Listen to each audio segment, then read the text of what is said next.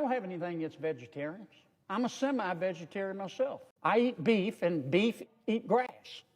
So that makes me a semi-vegetarian. You're probably wondering what the heck that was. Are we all semi-vegetarians now? Senator John Kennedy says NPR has too much bias and wants to pull the plug on its funding. Tune in if you like your politics with a dash of sarcasm and a sprinkle of Southern seasoning. This headline: monuments and teams have changed names. Let me say it again. Monuments and teams, presumably sports teams, have changed names as America reckons with racism. Birds are next. I don't know any birds that are racist. Here's another headline: eating less beef is a climate solution. Eating less beef is a climate solution. I don't have anything against vegetarians. I'm a semi-vegetarian myself. I eat beef, and cows eat grass. So that makes me a semi-vegetarian. But that's my choice. Not on NPR. Eating less beef is a climate solution. Here's why that's hard for some American men. Here's a final headline. I could go on the rest of the evening.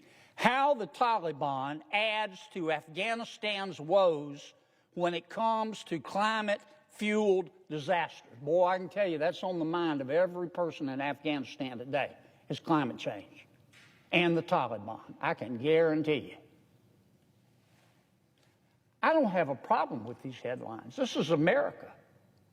If you want to publish articles like this, which no person with a brain above a single-celled organism would call fair and balanced, if you're a news outlet and you want to publish this kind of stuff, that is your right as an American.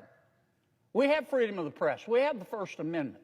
You're not free in our country if you can't say what you think. You're not free in our country if you can't express yourself. I'm all for this, if that's what these outlets want to do.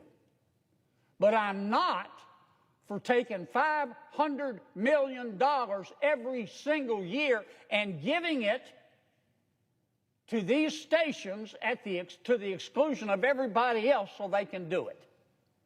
That's immoral. That's illegal as far as I'm concerned, or should be.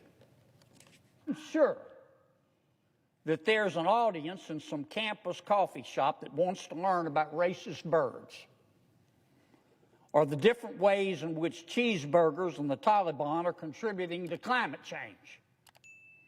But most American taxpayers would probably prefer that Congress spend their money on something other than these controversial points of view that appeal to only a small segment of America's population, while the rest of us foot the bill.